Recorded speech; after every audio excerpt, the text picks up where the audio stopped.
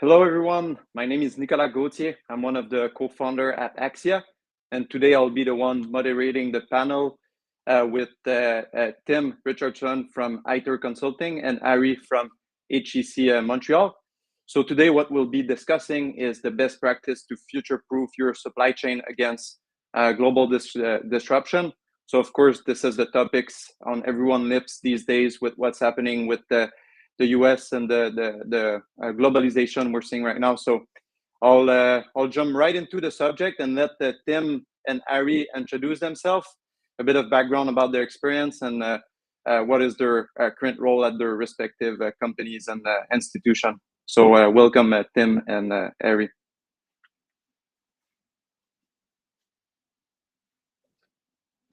So Ari, you can go ahead.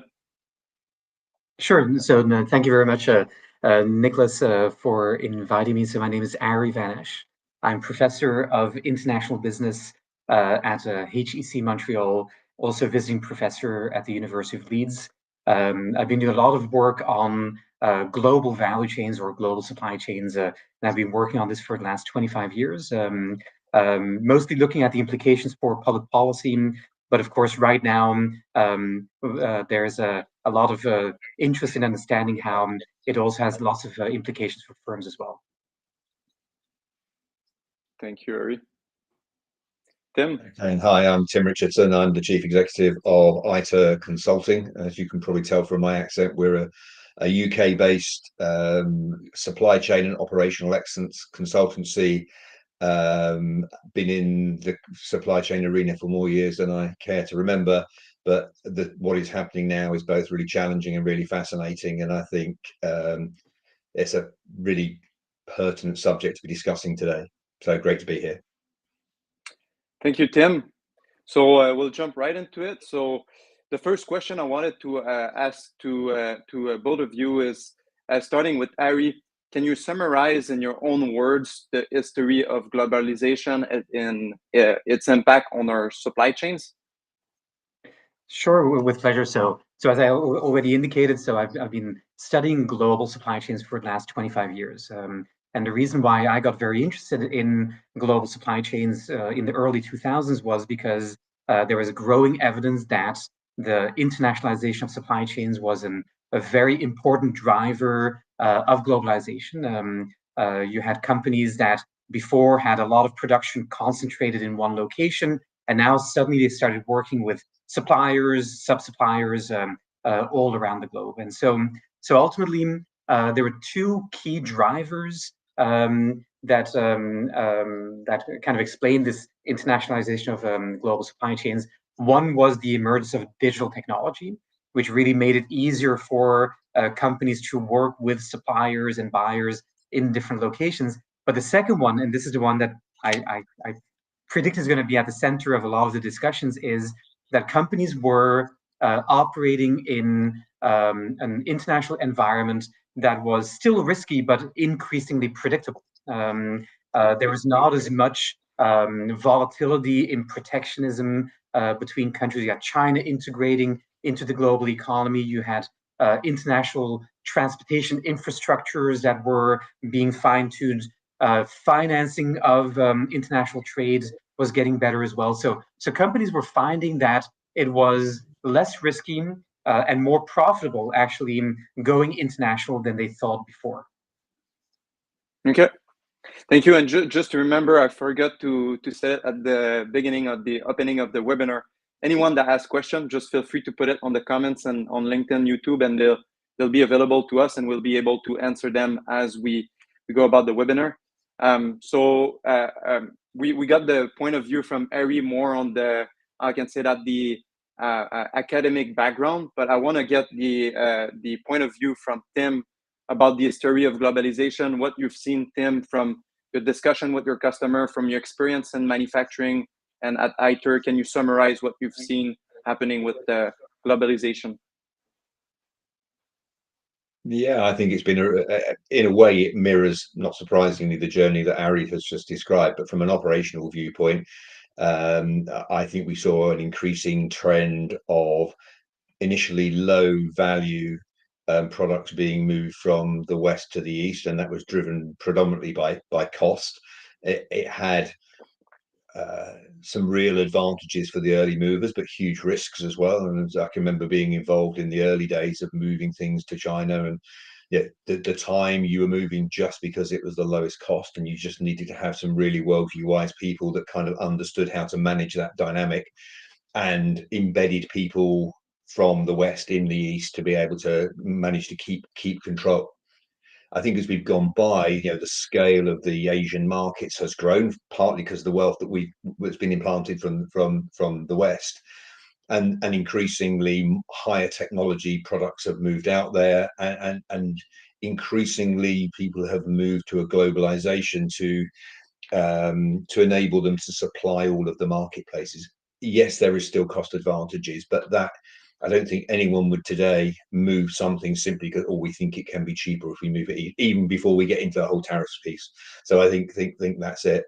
I think what we've seen over the last 5 years, it sort of, I'm not going to get into the tariffs bit at the moment, but we've seen the technology that allows more sophisticated supply chains to be managed, and I think we've also seen people starting to work with a much more blended mix between local and outsourced environments. So they're kind of it's global for global, global for local, and local for local. So it's become an awful lot more complex, but the technology's been there to match to be able to effectively manage that. Yeah, good point. And it brings us to a question that, what we've seen in the previous years. We start with COVID back in 2020, where we saw something unique that never happened in the past, actually in the modern days. And this disrupt a lot our supply chains, increase in demands have rose, and then now we're coming to tariffs. During our preparation to the webinar, we've been discussing about an inflection point that is due to those circumstances that are pretty unique right now. So, Tim, I would like you to kind of explain to the audience what you mean by an inflection point in your own words, and summarize it for people listening. Yeah, I saw a really interesting graph from, I think it was from the Fed, just literally a few days ago, that kind of it tracked the kind of volatility of trade from about 2000 through to 2020, and even some of the disruptions we had in 2008 and 2009. It was pretty predictable, pretty predictable. From then, if you just look from then, it's just been continually volatile. If you look what's happened since then, we had COVID, which is obviously the major disruption. We had then ships going sideways in the Suez Canal. We had the Red Sea being really inaccessible. We got the Russian-Ukraine war. We've now got tariffs. We had the Chinese shutting down Shanghai for long periods. I just think the stability that we built our supply chains around has gone, and this inflection point just says we can't run lean supply chains over the extended distances that we have in the past, because so many things are unpredictable.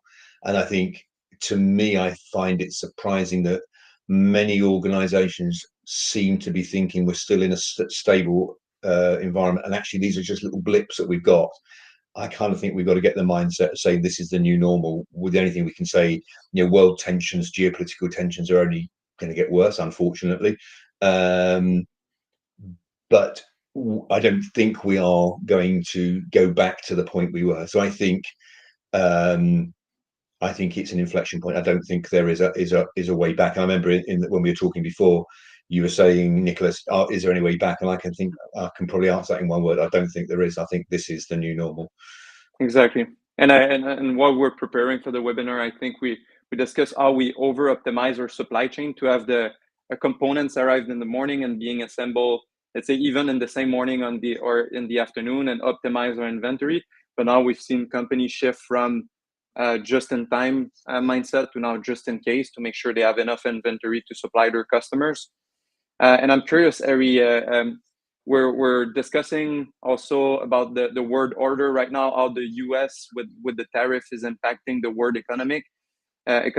How would you say this will impact the global world order, in your opinion? And do you think it's likely to change the world order as we're seeing it right now?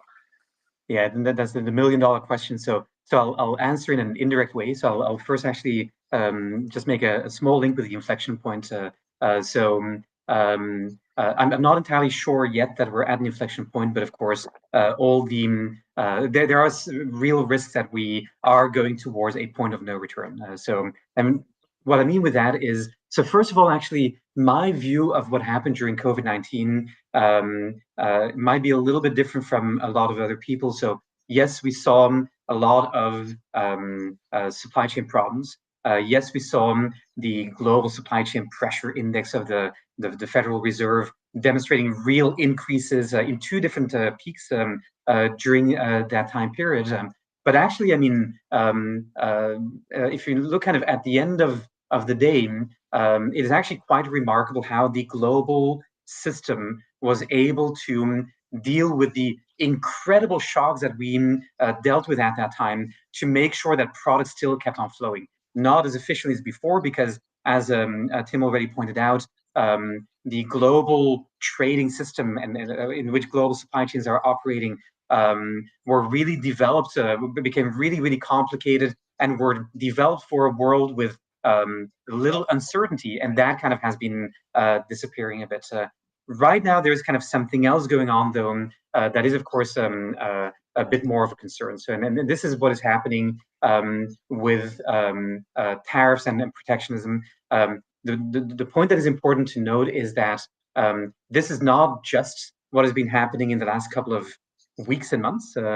Actually, even before the Trump administration, you're seeing much more protectionism going on by the Biden administration, for example, in strategic industries like electrical vehicles, semiconductors, and other sectors. And so what is important to kind of keep in mind of this is that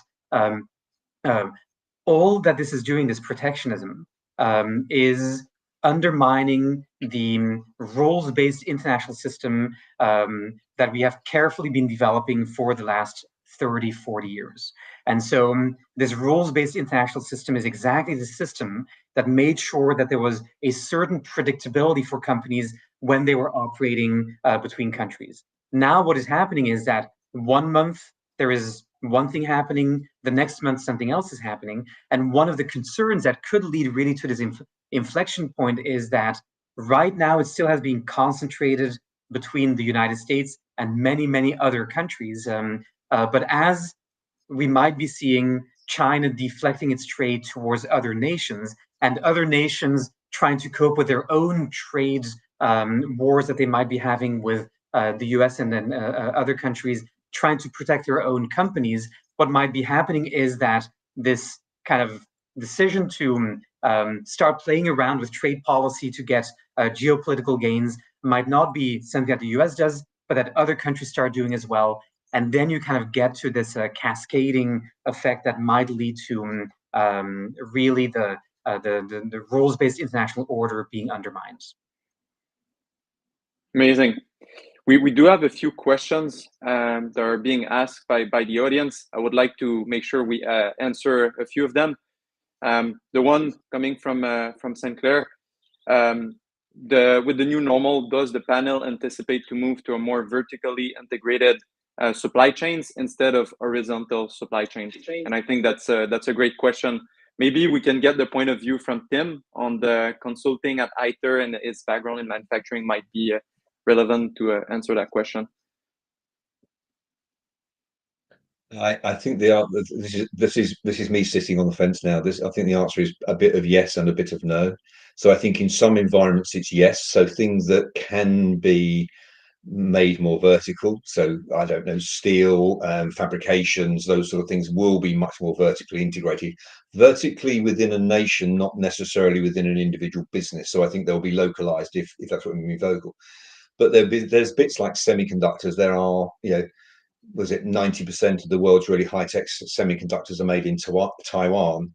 Now you're not suddenly going to be able to vertically integrate that, and so on and so forth. So I think the ability to withdraw within national boundaries is really limited, because we are now, most products have got electronics, most are complex, and therefore they have elements that come from many different nations, and I don't think you will be able to replicate that. Now, you might be able to regionalize that. So I think if you look at, say, the semiconductor industry, which I think is a really good example, semiconductor fabs have been put up in increasingly in Asia, but it's in the last 4 or 5 years. The Biden administration put lots of money into drawing fabrications into fab lines into the States, and we're getting some of the European countries, Germany particularly, are also putting in lots of new fab lines.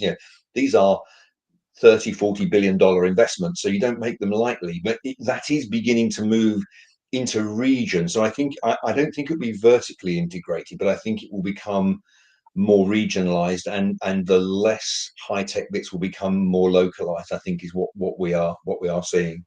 Yeah, and right now I think with certain components, the complexity can be at different tier of suppliers. So are you looking to integrate vertically? At which level do you want to produce your own raw material, which I think it's not likely to happen short term? So it's always a balance, finding what is at risk and what's not, as you said, Tim. Maybe Ari, do you have any points you want to add on top of what Tim already said? Yeah, I'm going to give the same answer as Tim. So it can go in both directions a bit. I mean, so vertical integration gives you more control. But right now, in a turbulent environment, it's not just control that you're looking for. You're also looking for flexibility. And so you have kind of this trade-off where for some things you really want to make sure you've got control, so that whatever happens, you have kind of the access. That is a pressure toward vertical integration. On the other hand, one of the reasons why even before a lot of companies actually globalized their supply chains was not just for cost reduction, but actually was for flexibility enhancement as well. If I could get my components from 5 different suppliers that are in 5 different countries, if the exchange rate moves in one location, well, I can get it from another supplier. This gave the flexibility that maybe right now in an environment where we don't know what's going to be happening in terms of tariffs or other non-tariff measures a couple of months from now, you might actually want to have this kind of flexibility as well. So you're seeing here how the answer is not always that clear. Which of the two pressures are going to be dominant because they do run against each other. Amazing. I think building on what you just said there, Ari, I think, I think the risks to supply chain, it's about risk. I think we've moved from lowest cost supply chain to a managed cost but resilient supply chain. And resilience can be in a number of ways in my mind, but one of the key ones is that I'm going to follow on the electronics example just because it's a really good a really good kind of industry to look at. The unique component you have maybe 2 or 3 tiers down your supply chain. And so you need to understand much deeper into your supply chain, whereas with parts we haven't. And if that's a small company, you may have to fund that inventory for them in 2 or 3 tiers down your supply chain to give you that resilience. So I think it's become a much more challenging environment to get right, and it is about resilience and where things move. That's exactly what you say. But if you don't, what I think astounds me even today is how few organizations really understand the complexity of their supply chain, what the real drivers are, and what their options to move things around are. So I was on a SPI webinar a few weeks ago, and I was saying, if you don't have a good network model of what your supply chain is, how do you know what's going to impact it? So if tariffs emerge here or there, how do you know the impact? You've got to be able to objectively assess that, because you can't follow everything. Otherwise you end up like 5-year-olds playing soccer. Everyone's chasing the ball, and that doesn't work. Those that can keep their shape and move things around are the ones that are going to be the winners out of this. Yeah, and I think it leads. Go ahead. Very quickly. So I think Tim, you're making a great point, and this actually is not only a point that is relevant for dealing with tariffs or non-tariff measures. It actually, there's a lot of other pressures that are actually driving the same thing. So if you look at the European regulation, there is an increasing shifting of responsibility boundaries of companies, where they're not only held accountable for environmental human rights violations within their own operations, but it's increasingly being pushed towards their first-tier suppliers, second-tier suppliers, it's the same thing. You need to, in order to be able to take this responsibility, you need to know who is in your supply chain, and everybody knows who their first-tier suppliers are because you have contracts with them. The moment you go to the second tier or third tier, however, a lot of companies don't know it. And it's not always because they don't want to know it, but it's also because it's very difficult sometimes to know as well, because your first-tier supplier doesn't always want to indicate who they are working with. And so this is really kind of a challenge where indeed you need to know more what is going on. You can do this by, of course, vertically integrating, but that's a very, very costly option. But even the other options of trying to understand better who is in your global supply chain is not without cost and not without complexity. Yeah, and I think leverage digital technology could be a way to have a better visibility on your supply chain. And I think that Angel's question was pretty interesting about example of how you can increase resilience in your supply chain. Tim, do you have any example of customers that have increased their resilience and some strategies you've put in place, or seen customer put in place? Yeah, I can give a couple of examples. One of our clients is a pump manufacturer, vacuum pump manufacturer, big global business, and at one point they would have made everything in Europe. Then they moved everything to Asia because that's predominantly where their marketplace had moved, because the likes of Samsung and what have you in Korea. Now they are very much into a strategy of they have got the same pieces of equipment made in multiple locations around the world. The challenge is maintaining and getting the balance between those right, because it's partly an internal capacity. There is a cost, there's an agility associated with that, and there's also a maintaining consistent standards between making the same thing in different locations. So I think there's lots of complexity, but they've used some pretty sophisticated integrated supply chain planning tools to be able to enable them to do that and control that. I think what it does organizationally in that example, it has moved the control more central. So the factories become less able to make, they're much less the architects of their own future. They are pretty much told what to do because someone is taking the global view and rebalancing for a whole series of criteria and saying, make this or make that, and next month don't make this because someone else is going to make it. So it's changed the dynamic of the supply chain, as well as that's, I think, probably the most obvious example to me. Okay. Yes, and it's can be like strategies to build resilience could be to develop new suppliers for components that are at risk, high level of risk, and trying to mitigate those risks with other options. Those are simple concept that still applies today as they've been in the past decades. So we'll move on to discussing a bit more about the challenges that we're facing right now. Tim, to come back to another concrete example, you've seen company distributing their manufacturing process across several locations across the world. Disruption can happen at different supplier tier level. What could be the impact on supply chain and how to manage this complexity? Can you share like this example with this customer you're working with in Louisiana?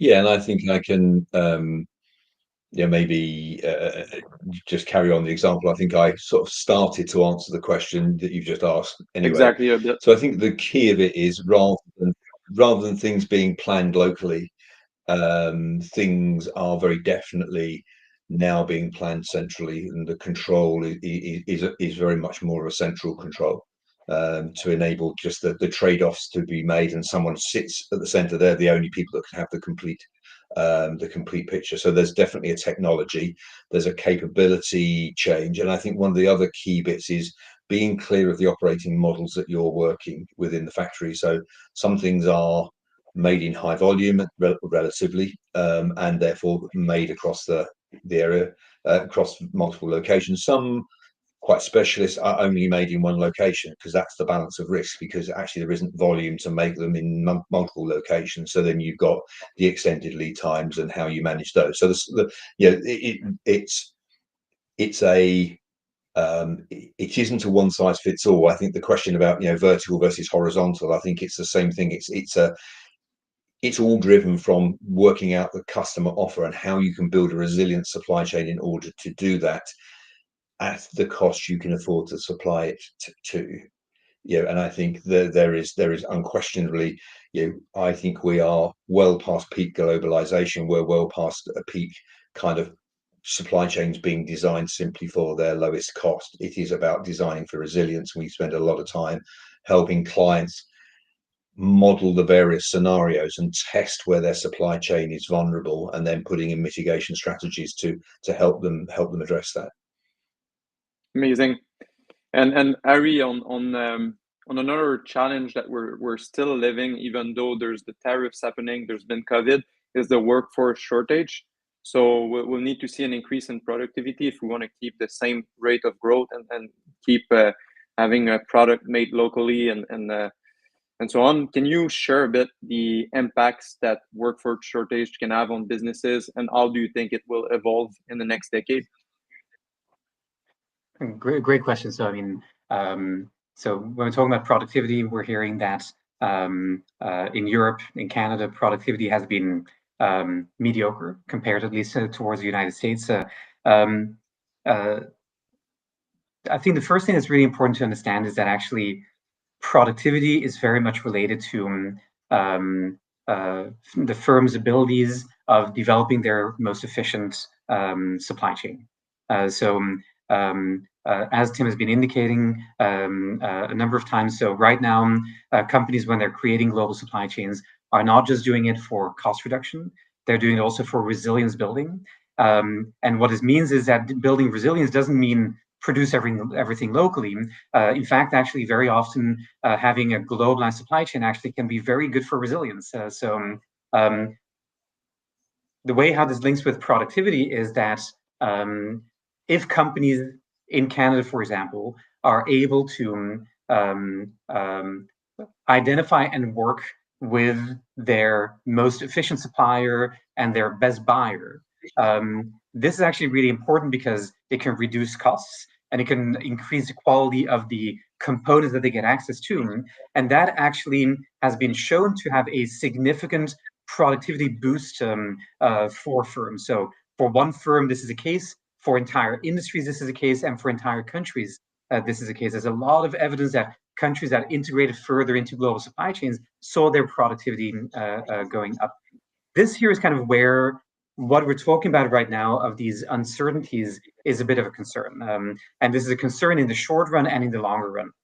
In the short run, what is happening is that you talk to companies in Canada or in Europe or elsewhere, and what they're saying is, look, we have no idea what is going to be the tariff situation a week from now, a month from now, 4 months from now, or a year from now. And this is important because depending on the scenario that we end up in, we will have to deal with very different supply chains, which of course is going to have a very different implication on our efficiency and our resiliency. And I'll give you kind of an example just to kind of demonstrate of how this uncertainty might work, right? So I have no idea whether 6 months from now, we are going to be in a situation which one could call Fortress North America, Fortress USA, where the US just has decided to put a wall of tariffs of 10% or more around the United States, including against Mexico and Canada. Okay, if Canadian firms have a tariff wall of minimum 10%, that might kind of incentivize them to have more localized production within the United States. But it might well be that actually we're in a different scenario, which could be called Fortress North America, where the wall is not around the United States, but it's around North America, where the United States decides, okay, we're going to leave the CUSMA agreement in place, but in order to get there, what Canada has to do, and Mexico, is give up some of their trade policy independence, where they have to put up a wall of tariffs against maybe Europe, maybe China, maybe other countries. Again, here, if that occurs, suddenly working with suppliers that are actually located in China or in Europe might be more difficult for Canadian firms. So you're seeing here that this uncertainty exists, and I've heard a lot of companies talking about that, and this has a negative drag effect on the Canadian and other economies. And of course, when I talk about drag effect, I don't mean drag of pulling down. I mean the acronym DRAG, which means that companies are delaying investment because they don't know where they should be putting their activities. They are reconfiguring their supply chains because they're trying to find a way how to get in the short term around these new tariffs being put into place. They're facing amplified prices because for some components it's not easy to switch them to elsewhere. So that's the A of drag. And then in the end of this is creating a gloomy business outlook where we saw the IMF coming out, I think yesterday or 2 days ago, indicating how they've revised downward their growth prospects for North America and elsewhere as well. So you're seeing here that in the short run, this is kind of something that is playing a role. In the long run, depending on what the outcome is going to be, we might kind of have companies that say, we would have loved to work with Tim in close to Reading or someone else, but now he's no longer the best supplier for me or my first choice because of a tariff that's kind of into place. So I'm going to work with Nicolas in Quebec. That is my second best supplier, and I'm doing that. It's reducing my productivity, but that's the only thing I can do. So this is kind of where we are a bit. Everything that we're talking about in terms of trade wars has a direct link with our productivity in our industry, but also in the economy. And this is why economists are just saying, look, I mean, these trade wars are not easy to win and really are a negative drag on the global economy. Yeah, and that's a good point. And we're seeing, as you describe it, how complex it can become, and no one has any idea of how the situation will evolve. Only God knows. And then right now we're seeing that supply chain is taking more and more place within a given companies because they're more I can say that stretch, and they need to show that they're able to sustain such pressure and stuff. So my point was the question actually I wanted and the topic I wanted to discuss on was about like a culture shift within companies, because we've seen a lot of companies operating with the purchasing procurement department as a function within the organization, but now what we're seeing is that there are strategic pillars to making this the organization like prosper, competitive, and profitable. So Tim, maybe from your point of view in Europe, what has been the shift in mindset from leaders in different manufacturing companies or businesses with the role of their supply chain in their organization? I think that's a really interesting question, and I think it has unquestionably during COVID it moved from a cost to be minimized because supply chain was seen as nothing more than a cost, and there was a realization that actually it had a strategic importance. I think unfortunately post COVID quite a bit of that unwound as people thought we were going to revert back to the old normality. It reverted back to a very much of a kind of a cost to be managed. One of our former clients is chief supply chain officer of a very large pharmaceutical business, and he said, during the COVID, I was actually on the main board. I was central to it, and he was saying, I think one of the challenges is that because we've got so used to managing it as a cost and operationally, there is a gap in talent. So I think there's a real issue as the supply chain has got really much more complex. There's technology, and what I see, I don't see people with that mindset and that intellect and that capability to think at that level. Of course, there are people, but there just aren't that many of them. So I think it's a period of the supply chain world has to grow up.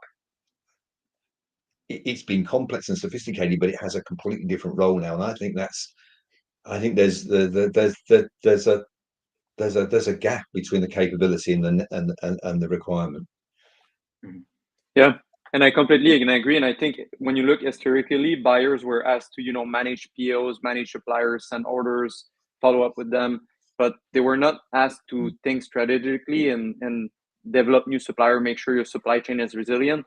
Now, what we're seeing with tariffs, with COVID, is a whole new set of skills that they need to develop and own to be able to perform and make sure they avoid any disruption in their supply chain. Harry, I'm curious to know on the academic standpoint, what have you seen in the past few years, and how have you seen the academic, the institution adapting to that new reality? And I'm curious to know about HEC. I know you're giving some trainings and formation on supply chain management. So, can you share a bit on that topic? Yeah. Actually, I liked a lot, Tim, what you were indicating. So indeed, there is a need for companies of developing more of a supply chain mindset as they're developing their strategy. And so indeed, what this means is that a lot of the understanding of how supply chains operate is not just indeed something that is about cost reduction, but right now, as one has to be doing scenario planning, if I might decide I'm going to be working with a certain company, it's not just is this company the cheapest, but is it likely that I will be able to continue working with the same company for the next couple of years? And again, it goes further than just thinking about these issues of tariffs right now. It also is about geopolitics in general. Are there certain areas that we should avoid because they can become hotspots in another risk that emerges in the future? But it's also actually in all the discussion about sustainability. So again, in academics, one term that I've really liked, it was developed by Thomas de Burgh, a young assistant professor right now in international business, but is really this idea of responsibility boundaries, because it fits actually very nicely with what Tim has been indicating as well. So companies need to be understanding that they are being held responsible by different stakeholders for much more than they were held responsible before.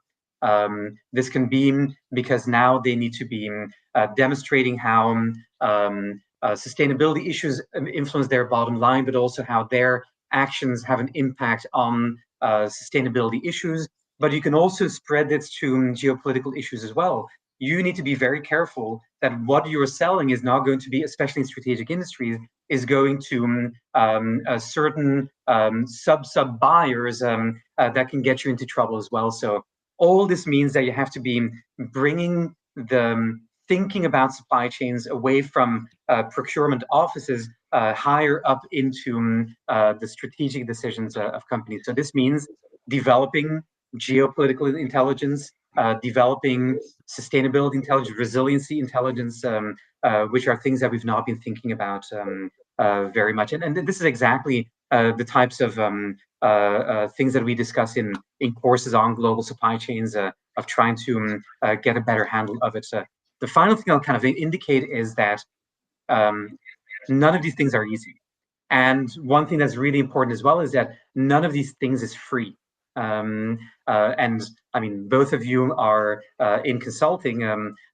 One thing I tell my students is that the moment that you see companies for certain problems going toward consultants, that is an indication that it is first expensive, but of course for you it's not. It's a good value for money. Of course, it's expensive, but secondly, it's complicated. And so these are two things that are at the center of everything we're discussing here. And so for companies, this is something they have to be reflecting on.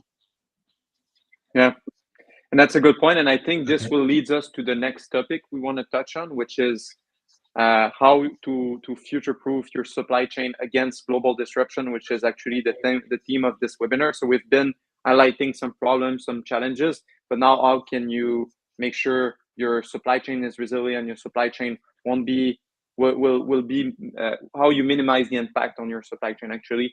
And I think the first point we can start with is how do you train your workforce? How do you have people that understand geopolitics, that understand their supply chain, that understand their suppliers? So Tim, can you walk me through some strategies that companies can put in place to make sure their people are aware of those different aspect of their supply chains? I think that's a really challenging thing to do, because I think we have been so locked into the operational side of doing things. So I think it needs, I think it almost, in my mind, it kind of almost isn't a supply chain question. I think we need to train people to look outside of the supply chain. You know, internally, we've had a lot of debate about whether we're trying to optimize supply chains or value chains, and I think there is a different. I think probably we're actually trying to optimize value chains, and I think that's a change in mindset. We've used supply chains because I don't think we'd have to spend our life explaining what we mean by value chains, rather when everyone thinks they understand what a supply chain is. So I think there's one bit there. So I think it probably needs a different skill set that exists in most supply chain leaders and supply chain managers. And I think it's, whether it's an economic or something else, I don't think I have the answer to that question, but it needs a group of people that aren't thinking operationally. It needs to have people that have got the time and the space to be able to think about the geopolitical things, to really understand the intricacies of the supply chain that exists, to be able to say these are the things that might be impacting us as we go forward. Think of the absurd, and then go for a really tactical example where whatever you do, you won't think of everything. When the Russia-Ukraine war broke out, one of our clients was about 20 kilometers from the Belarusian border in Lithuania, and they had all kinds of strategies. The one thing they hadn't thought about was that most of the drivers locally were actually Ukrainian, so they went back to fight, and there was nobody to drive any of the lorries. Yeah, you can solve that one quite quickly, but it just shows whatever you think, you won't think of everything. But I think the more you have thought of, so it kind of almost needs a supply chain intelligence function built within an organization that isn't there operationally, is there to understand the geopolitics, understand the capability of the supply chain, and look at where the potential mismatches are. And then I think it becomes a collaborative thing with the supply chain to say, okay, if that's the reality, how do we mitigate those? And what's the cost? What's the cost and what's the service implication of doing that? Then you come into a business decision of, can we afford to do it, and can we afford not to do it? And what's the balance between those two? None of that is easy. None of that will deal with the kind of complete uncertainty we have at the moment, where are there going to be tariffs? Aren't there going to be tariffs? Is it going to affect the electronics industry? Oh, no, it isn't. Yeah, it's all of those bits. It will never be able to react at that volatility, that pace, I don't think. Yep. Effectively, and as we discussed earlier, it's all about how can you manage the unexpected event, and how can you make sure that you have the right people at the right seat when those situations happen. Because between us three and everyone listening, of course, there's going to be new situation that we didn't see coming that will impact our world economy and our supply chains. And I want to make the bridge with a question that was asked by Anode. He said, historically speaking, supply chain has been a disrupt function. Additionally, with some black swan event acting in, and he wants us to suggest some near-term, mid-term, and long-term strategies that will help build resilience. And of course, we've been speaking a lot about resilience, but can we give some examples, some again strategies that can be put in the near-term, mid-term, and long-term? So, thank you for the question as well. I think in the very near term, I would say keep calm and carry on. I don't think there's any point trying to do anything at this point in time. It's just too volatile. But I would say you have to understand your supply chain. Yeah, unless you've got this very simple supply chain. If you're working any kind of international supply chain, you absolutely have to understand it. Absolutely have to understand what the impacts of it are. I think in the long term, I think there is you have to regionalize or localize to a degree that makes sense, but there are bits you can't, and therefore you're into strategic stocking potentially. I think in the much longer term, I think there is also about, if you're talking about manufactured product, it's how you design that product, and therefore how you can do it. For example, an automotive example, the 1 Series BMW and the 2 Series BMW sit on exactly the same platform as the Mini. So at the moment in the UK, we have a big plant in Oxford that makes the Mini.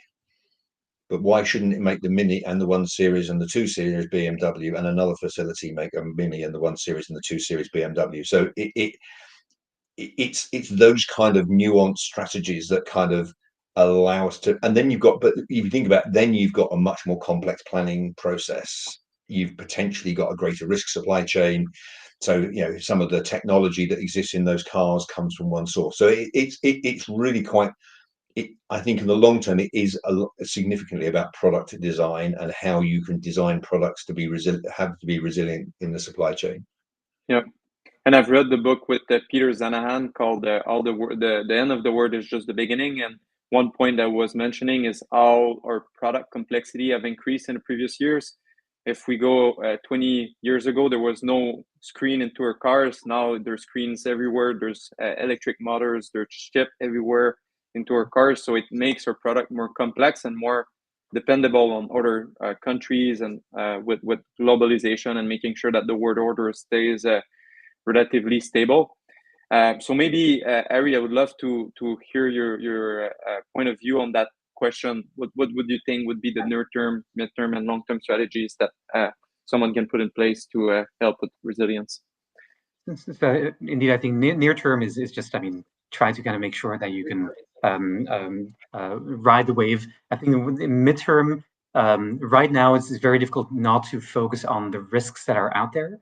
But of course, every time that there is a turbulence, there are risks, but also opportunities. And so I certainly do think that there's also a need to start focusing on the opportunities.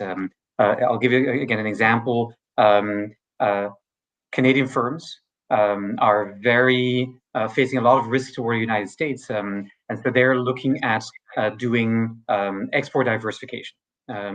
But ultimately, Europe is doing the same thing, China is doing the same thing, Japan is doing the same thing. And so suddenly what happens is that actually there might be a willingness of the Japanese government and the Canadian government, or the EU governments and Canada, or UK government and Canada, of trying to find strategic partnerships that they can further develop, because they're all trying to get the same goal. And that actually creates a lot of opportunities for companies as well. So trying to get your head, and it's always the same point that we're making, which is trying to bring supply chain issues to the strategic level, and trying to see it not just as a cost reduction tool, but as a value enhancement tool.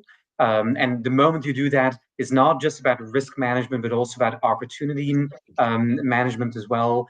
So I think that is really the key point that I think we also have to bring in the conversation. Amazing. And one interesting and I think a great question that Luis well asked in the chat is, and it makes it's kind of linked to what we've been speaking earlier about training people. And Luis have been asking whether we should train people or train their AI models, and that's bring the subject of artificial intelligence. And I'm curious to know your point of view, Ari and Tim, about artificial intelligence and its role in supply chain. And so maybe Ari or Tim, I'll let you decide who starts.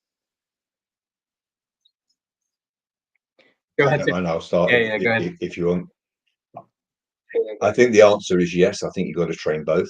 I think the AI models will tell you what to do. You need to help you and guide you to train what you need to do. I think there is a danger. It's like everything, isn't it? With something that's relatively new, that it's immature at this stage, and everyone thinks it's the answer to all the questions, and it clearly won't be. Or certainly, it will have great influence, but it won't be the answer to all the questions. The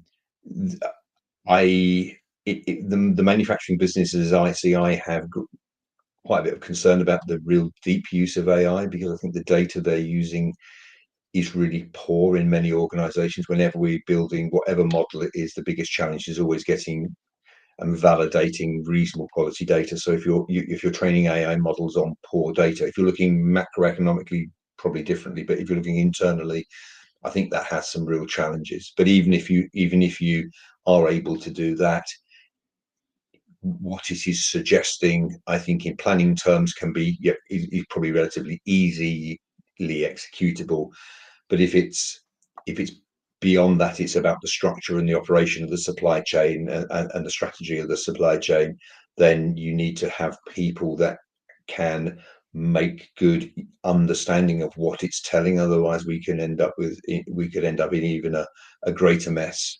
So I think it's train both. Yeah, no, I would agree with that. I mean, so I think AI is very good when you give the right prompts.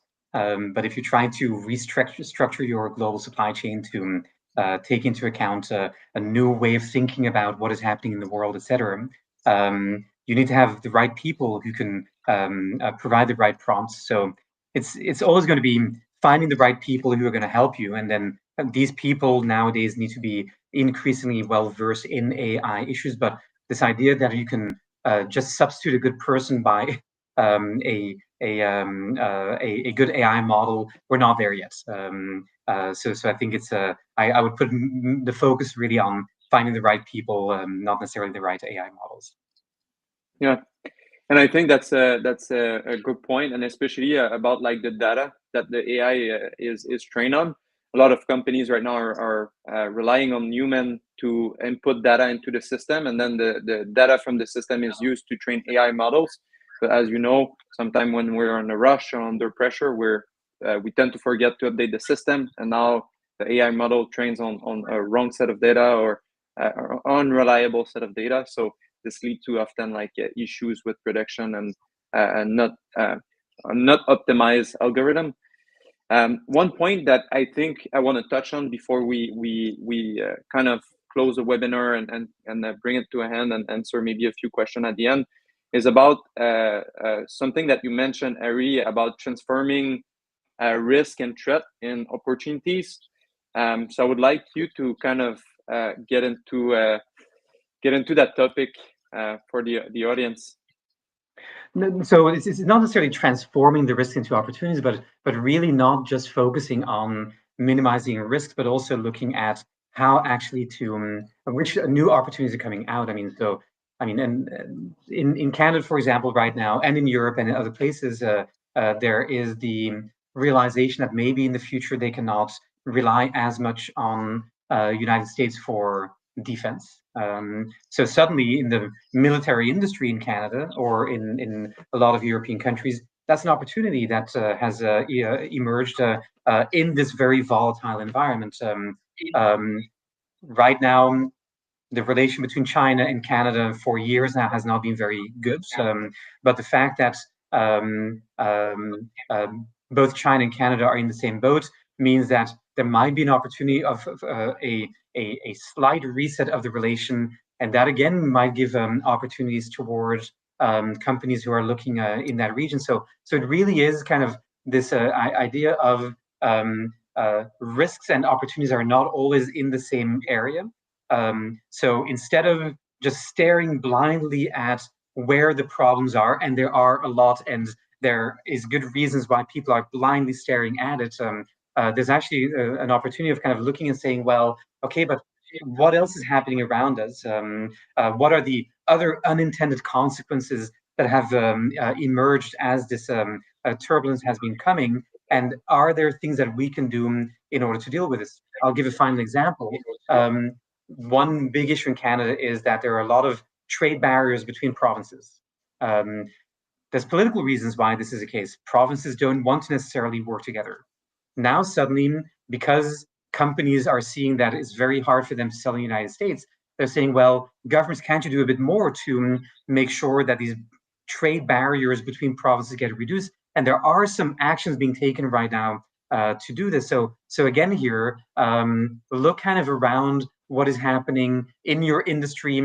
Take kind of the TIM model of saying, well, don't just focus on first-tier suppliers. Look at your sub-suppliers and sub-sub-suppliers. Understand well what is happening there, and by doing that, you can actually maybe revise certain things that you always did because it was comfortable, but now you might be able to optimize better because these opportunities that are emerging. Thank you, Ari. Yeah, I can give you kind of an example. We're working with a second tier defense contractor in the UK, and they see just huge opportunity. They just see massive opportunity with what is happening. They're well placed. It's an interesting factory. Used to make tanks, and it's about a mile long and not very wide. So, but they've got huge capacity, huge opportunity. But there will be definitely winners in this as well as losers, and I think there will be the best will be the gap between the best and the rest will grow, because the best will be able to take advantage of this and will grow. And it'll be some of the big players who've just got the might and the wealth to do it, but it will be some of the agile niche players as well that are there. Knowing exactly where they are it's kind of always difficult. I mean, from a consulting perspective, the worst thing we want is something that's all very nice and stable and everything's going on swimmingly, because that way, people don't want your services. It's the same kind of thing. There is volatility. It creates opportunity as well as threat. But in the very short term, keep calm and carry on. Yeah. And Tim, it seems like this keep calm and carry on would be the kind of your tips or your last word for the audience. Do you have, Ari and Tim, any last thought for the audience before we end the webinar? I see there's been a lot of questions, but unfortunately we limited to an hour long, so we try to answer as many as possible with the schedule we had in mind initially. So Ari, I will leave you the floor to kind of give your final kind of last word, and then Tim afterwards. Yeah, I mean, so I think indeed, I mean, the main message that we've had of this presentation is companies should be making supply chains a more strategic part of their operations, and to do that, there's a lot of new stuff that they have to be keeping in mind. Geopolitics is the word of the day. Sustainability is kind of another one that has a little bit gone to the background right now, but this requires new people, new ideas, and so keep this in mind. Amazing. And Tim? Yeah, my final bit.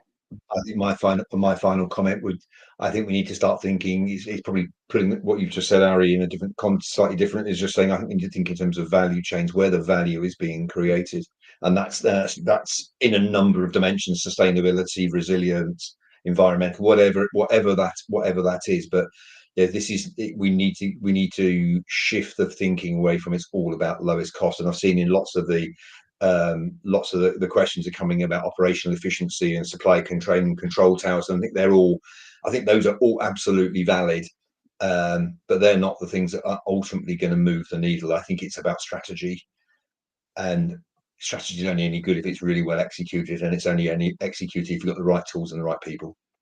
Exactly. And I think it all comes down to the vision of the company, having the right people around the table, and making sure you're aiming all in the same direction. So I want to take the last minute to thank everyone that have been listening to the webinar. Sorry for not being able to answer all of the questions, but Ari, myself, and Tim will remain available after the webinar. If you want to reach out on LinkedIn, on email, just feel free to reach out to us. And once again, thank you for tuning in and listening to the webinar. Have a good day.